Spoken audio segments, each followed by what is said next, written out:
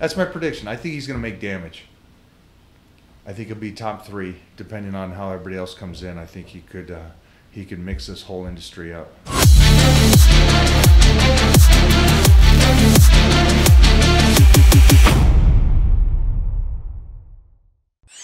All right, on this week's Generation Iron episode, I'm pretty excited about this episode because we jump around quite a bit, but we talk about who's making moves in health and fitness, who's the top dogs, who's not just been there, but stepping up to maybe even take the title of Mr. Olympia. So I'm pretty excited about this. Again, I sit down this week with the Generation Iron team, and you're going to see me talk about who I think is going to make a ruckus at the Mr. Olympia. And I'm pretty proud of this guy. Just watching from the outside, this guy trains like an animal, but you got to watch the whole episode right now. So let's get this thing going. Generation Iron, this is the Mike O'Hearn Show. Let's roll. Well, I think the pandemic definitely changed things in a way how people operate and, you know, create media and content nowadays. It's just like you don't have to be in a specific place to do it anymore. Yeah, it can be anywhere pretty much. Think of that. How great that is. That is good. I had to be, Joe Weider says, I need you here. Right. We're getting you here. This is where you have to be. Back in the days. But you think it wasn't that long. It was 30, well, I guess it was long ago, 33 years ago. But that's not that long ago in the scope of life. Sure. It's not at all. You know, and now you could be the kid with a great personality in Idaho kicking ass, and that you don't have to be in LA. Right. So it's kind of a cool thing. And I think that's the coolest thing that I wish the old school guys would get behind on social media. Because a lot of the old school guys that were in the trenches that have the titles feel they're justified to have the following. Right. And that's what Rich Gaspari would tell us too. Hey, you know, just like you, I had to pack up and go to LA. You know, that's what Joe Weider wanted. You know, that's what everybody wanted. That's what, you know, if you wanted to have a career in bodybuilding, you have to go to Los Angeles. Because you got to be in the magazines. Right. You got to be doing your stuff. Right. Now it's not like that, obviously, you know. We were spending some time with Chris Bumstead in Florida. You know, I know he obviously goes back and forth between Canada and Florida, but it's, you know, in another world, he probably would have been in LA, right? Yeah. Maybe 5-6 years ago. He's a big star now. He's huge. I would say #1. I know that you guys put that kind of information out there. That he's like the biggest thing there is. He is. I believe he is right now. Yeah. Oh, you're talking about the list. The list. The Power 30 list. list. The controversial Power 30 list, which we have no. You know how many calls we get about that? Who did they think should have been one? I don't know. The Rock? Everybody thinks their own Or thing. Arnold should still be. This is how the topic, actually. It's a controversial topic. So once a year, Generation Iron puts out a Power 30 list. Okay. I believe you're on there. I am on there. Yeah. So Ed and I, we have nothing to do with it at all. What happens is editorial team of writers who are basically people that are enthusiasts of the sport, but, you know, they also like, you know, writers, and they do a lot of analytical research, you know what I mean? So they compile a list. They work, you know, they run all the numbers, they run all the lists, the analytics with, you know, they make sure, you know, they tune in the IFBB, NPC, all the leagues. It's based on a success in the fitness, but primarily business. So it's not, you know, we do bodybuilding awards where fans can vote for the favorite bodybuilder, but this is more just from the perception of like business. Yeah, total package. And the influence. So there's people that are not necessarily only IFBB. There's strength sports, there's strongman, there's you know, all over so it's like, you know, people get really sensitive about that list. It's insane. And we don't tell people that they should be on. You know, our staff. Hey, you should. How do you don't have this guy on there? Why isn't this girl on there? Yeah, it's crazy. But like, it's only 30 people. It's Power 30. We can't put. But their one person should be on that list. Insane. And they complain about placings, and we get the calls about it. We're like, we know nothing about this. Keep us out of it. But it's like, you guys stop. Just anybody that's phoning in and stuff, stop. Just make your own list. Just make your own list. Yeah, put your list up. It means more, right? Exactly. Put your own list up. Like, I didn't even make Mona's top 30 list, so don't feel bad, guys. It's all right. Don't worry about it. It's okay. I made Greg's and plates and dates guy. But no, it's insanity. Like grown men complain. Why are they about getting the so list. upset about lists? Who's on stuff? Who's not on stuff? Who's dating who? You know, it's interesting for me to see it too. I mean, I have no ego. I like to say I don't have an ego, but a lot of people in the bodybuilding and the fitness space do have a big ego. The egos are huge, right? So people get very, very especially today. Yeah. And I have an opinion on that, but keep going. And you know, so it's interesting to see the egos, right, all come out. And it's just, for me, it's just fascinating. But obviously, we have no involvement with. All right, so you guys heard that here. They have no involvement, even though it has Generation Iron on it. They have no involvement on this at all. This is look. No, Mike, I'm telling you. I'm telling you. Get you guys in trouble. We personally have no involvement with the list. This is the thing. You guys just look at his face right now. I have no involvement with it at all. Generation Iron has grown. We've grown a lot, obviously. We're very thankful that we've grown. We have a team now dedicated to editorial. We have an ad team, right? We have a digital content team that runs all of our editorial and edits for our film, our shorts. We have gyms now. We're franchising gyms. So Generation Iron just franchised in Dubai. So we're very excited about that. So we don't have operational. At this, and Yeah, you gotta start. We don't operate those. We don't operate every facet of our business, but we do have an oversight over certain things like branding and certain elements that have to do with our marks and all that. But when it comes to certain gyms, there's different gym owners, right? So we don't dictate how their business should run, But that's what people get very, very involved. That's insane. People get upset at us for bodybuilding awards. Again, the same thing is what we do is bodybuilding awards is once a year, right? What happens is after the Olympia, a list goes out and people vote for it. We have people vote for it. It's just like the All Pro team, and they get upset. They get upset over voting results. Like, you can vote. You can literally go and vote for whoever you want to vote. Dancing with the Stars or something like that. Right. Which one of my boy Joseph is on there. Arnold's son is on Dance with the Stars right now. Are you going to have him on the podcast? I will. But we're going to wait until the show's done because he's he's doing big things right now, right? People want to know what he's going to do. He's going to compete ever. I mean, it's a lot. He's great. I mean, something about him and also Patrick. I've known them both for quite a while, and they both are just driven. They're just driven, and it makes me appreciate Arnold even more because there was something about Arnold and how he was so driven, and sure. Just to be able to pass that kind of drive on to the kids, that's a huge thing. Yeah. It's difficult to do because sometimes it goes the opposite way. The kids completely go in a different direction. He looks like he has some great genetics. So it's him, me, and Robbie. I got to get you guys this video. Jeff, make sure to get them that video of me, Robbie, and him training. Robbie Robinson? Yeah. Wow. So the coolest thing is, that's interesting. Joseph walks up, and me and Robbie are there, and he's like, your dad and me used to do this 45 years ago. And I'm like, that's the workout we're doing today. Because it's kind of like that honor that Arnold and Robbie did this 5 sets of 20. What's the reason for it? Who cares? Let's do it. Arnold did it 45 years ago with Robbie. Let's do that workout right now. But the point is, it was just so cool to be there with Arnold's old training partner is training with Arnold's son now. Sure. And then at the end, we got to do some pose, and we'll make sure to get that because it just shows. Because Joseph did the double bicep, and I could see Arnold's hand placement and the elbows and the way he holds himself in that frame on Joseph looks just like Arnie. And then Robbie kind of goes, okay, but let's move your hands like this. And then I saw him kind of change the move, and okay, now I see that Robbie arm, and it's like, it was just a really cool workout to see somebody like Robbie Robinson working out with Joseph and the drive Joseph has. Wow, when is this workout video coming out? We'll get that to you guys because these guys, you guys got to see this because it's such an old school legend.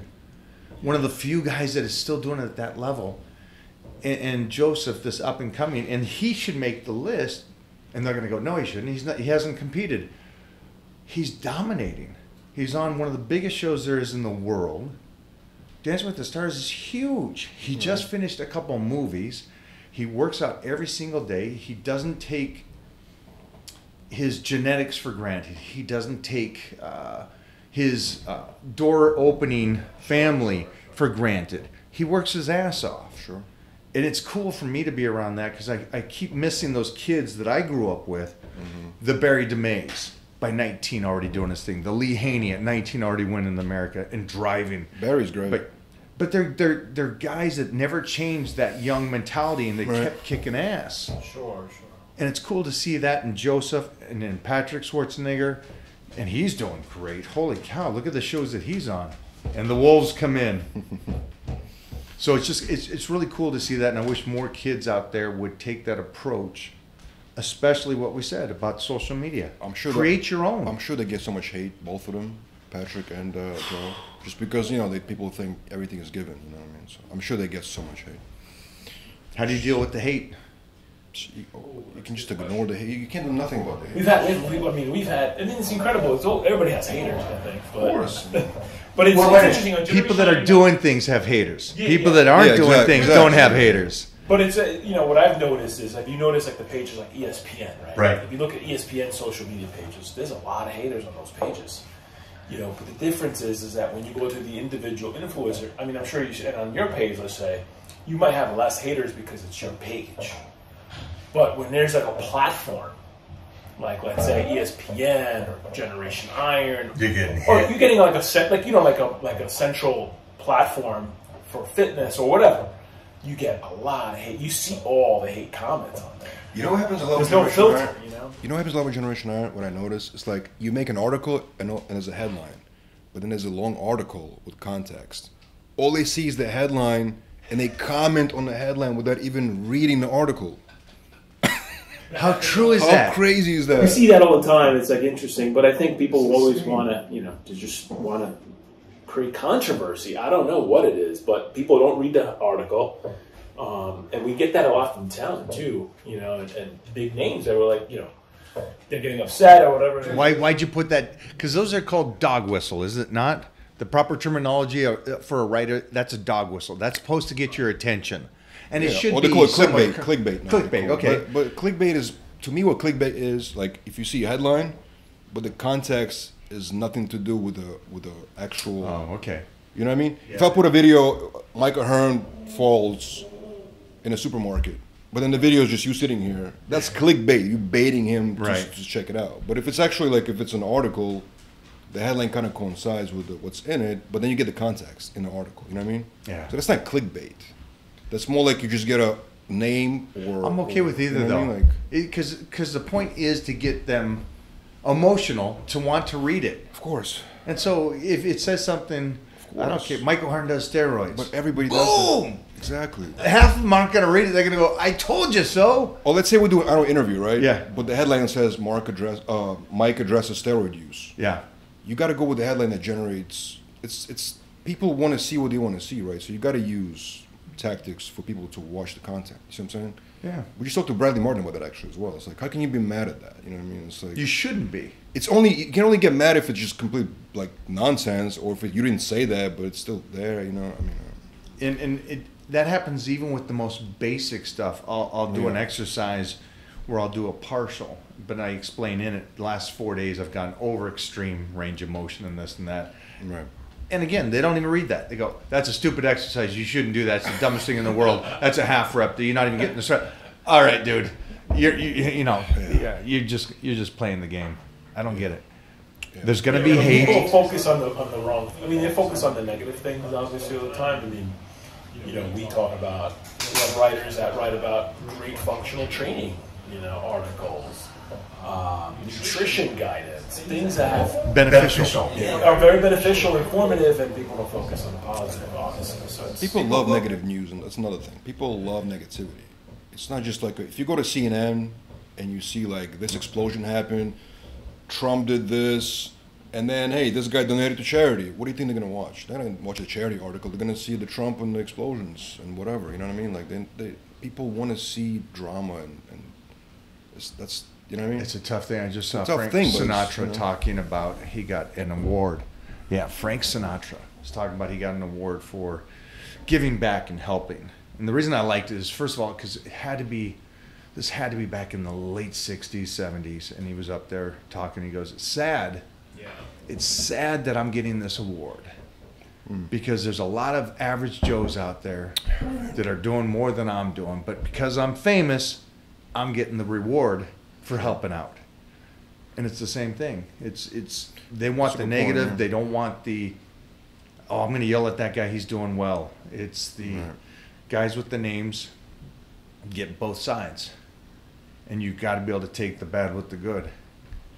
And I'm okay with Dan talking about me and my dinky and plates and dates guy. I'm good with that fish bait or anything like that. You have really thick skin. Like you really, what I notice about you, nothing really gets you upset.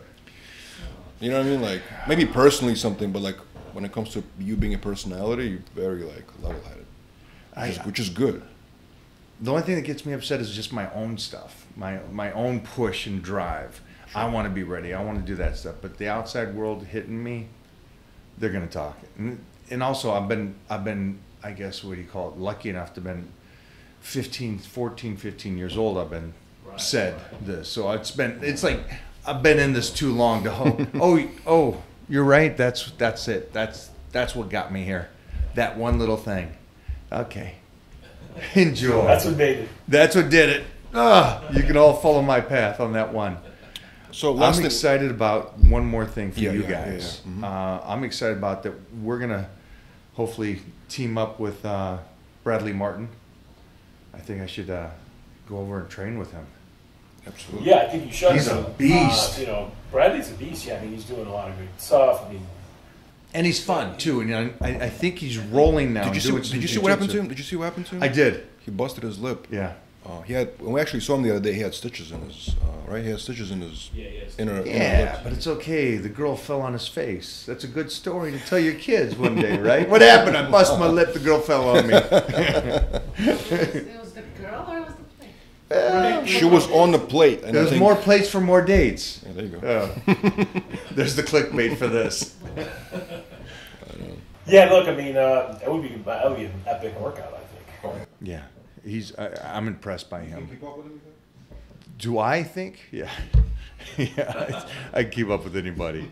But I like the fact that he started rolling, doing some martial arts. I like that. I wish more guys would maybe get back to that, because you guys said something earlier about mostly the new generation are very thin skin. Oh, yeah. And I think it's because they started doing health and fitness to look good instead of doing it because they were doing athletics. You know, because I grew up because I was doing athletics and I wanted to lift to get stronger. So I didn't try to create this visual thing to appease others. And I think the new generation may be doing that. Tell me if I'm wrong, but it seems like the new generation is creating this mask to cover the insecurities of who they are. Well, social media is a validation for everything right now. You know what I mean? If you post something that doesn't generate comments and likes, then it's probably a fail. You know what I mean? In people's minds, everything is measured on social media, which is kind of crazy. It's crazy, right? Think about it. It is, because again, it goes back to the content that I'm putting out. It's the Lee Haney talking about the struggle, the Gary the Barry DeMays, the little things that they do more than the sets and reps. And it doesn't get all the attraction, but it's just like you said, you got some great writers doing great stuff, and people bypass it and go to the toxic stuff. Guess you got to give them both, right? Got to give them both. And we're going to give you Bradley Martin next. Maybe C-Bum. I know that everybody wants me to team up with C-Bum. That'd be another great one, actually. Yeah, that'd be a sick one. Both guys doing great. And I agree that I think C-Bum, I don't think anybody's in health and fitness or TV or anything's doing more than The Rock, in my opinion. I think he's just... Of course. I think John Cena is crushing it. Yeah, those guys are doing a lot, of course. Yeah. Busy too. And I've known John since he worked the pro shop at Gold's Gym. And it's a guy that works his ass off. In Gold's Gym? Gold's Gym. He worked the pro shop. He was selling T-shirts. Really? Yeah. Wow. Before wrestling, before all that, he was clicking in T-shirts. Would that be all today? That's crazy. Wow. But he put in work. What a story. Wow. And so now he's like hitting it big, really, really big. And people, I bet you people are out like, see, he had a quick success. You don't know the backstory. Nobody does. Nobody knows the backstory about him. Nobody does. But it's The Rock, the same thing. He's been in this for a while. Yeah. And he deserves what he's doing. All right, Mike, last thing. Yes, sir. People wanted to know your opinion, your prediction. I know it's still a couple of months away, but Mr. Olympia this year, who's going to win? Or give it top three. Give it top three. They want to know your opinion. We got a lot of emails about that. Man, it's a tough one right now. But you have to give the top three. Jeez Louise. I've done no research on this, but I think I want to make sure I get the kid's name right. He just won again this weekend. Jack, maybe? Jack, yeah, That really strong. Always trained with Larry. And I think it's just an amazing, beautiful physique. It takes me back to the Flex Wheeler, the Chris Cormier's. So you think he's going to win Mr. Olympia this year? I think he's going to come out of nowhere and make damage. He'll be top three, and depending on condition and everything, he might erupt. With that kind of shape, is going to look pretty impressive to the guys that are up there, the top 5 guys. Yeah. That's my prediction. I think he's going to make damage. I think he'll be top 3, depending on how everybody else comes in. I think he could mix this whole industry up. So that's a good prediction. That's going to be far out. Nobody's going to predict that one. No, But it's going to be me. Everybody's going to talk about me afterwards going, dude, you got the gift. I'm just saying. I can visually see him standing next to those other guys looking the way he's doing. He's going to make them. Yeah, he's incredible. Because height is a big thing. Yeah. And George Farah trains him. That's who was with him, I think, in one of the photos this weekend. Yeah, George Farah, yeah. How's he doing? How is George? We got to team up with George. I think he's doing great. He beat cancer. He's healthy. He's enlightened. He has a wealth of knowledge. He's very knowledgeable. He's great. Yeah. Every time we talk to him or we speak to him, get together with him, we always learn something. He's always very. I know that his nutrition and my nutrition actually go against each other a little bit, and that's why I would love to talk to him. He's kind of anti-red meat, like too much of red meat, and you love your red meat. I love the red meat and stuff, and I just realized that he's about 4 or 5 years younger than me. Is he? Yeah. Is he really? Yeah.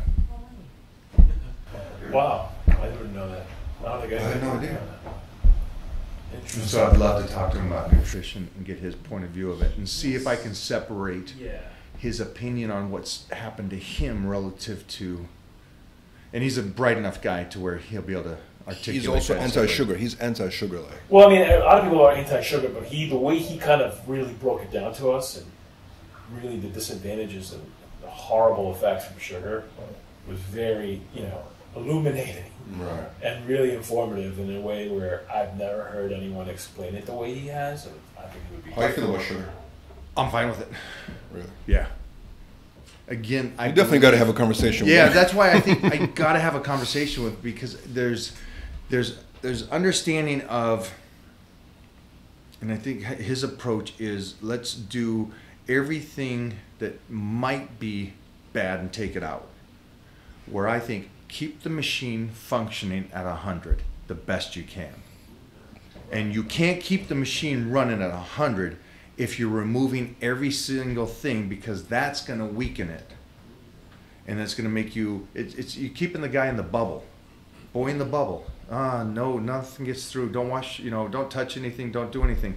That's my belief. And that's why I'd love to talk to him and sit down with him, because my belief is get out of the bubble. Feed the body. Don't do the 15-minute walk, because you're setting yourself up to fail. If your body has to walk to digest food, what it naturally does, what are you saying to your body? Because none of these people are going to eat 5 meals a day. None of them are going to do their 15-minute walks every single day. So you're setting yourself up to destroy yourself even faster. And that's what I've seen in the industry. The one thing that, for me, and we'll finish it here, is that people get 20, do everything. Get 30, slow it down. 40, stop everything. Age real quick at that point. And then they just jump forward. And then they just like, how old are you? You've had a hard 40 years. Holy sheesh. Compared to like Stan talks about the point of keep keep that body strong. Keep that body fighting against it. Keep your body, you know, and Stan's my age, and he's doing great, and he's doing great things. And so I try to understand. I love that episode, by the way. You did? It was fantastic. Yeah. Unbelievable episode. I think it's a great episode.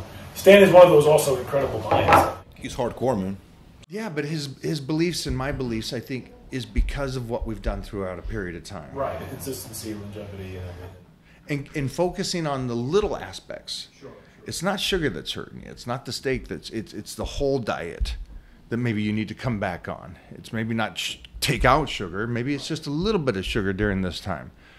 Maybe it's not give up on squats. Maybe it's pull back on it and do something else so that you still stimulate the whole body. So that's my belief, where it seems like people are cut and dry. No more of this, no more of that, no more of this. It's balanced.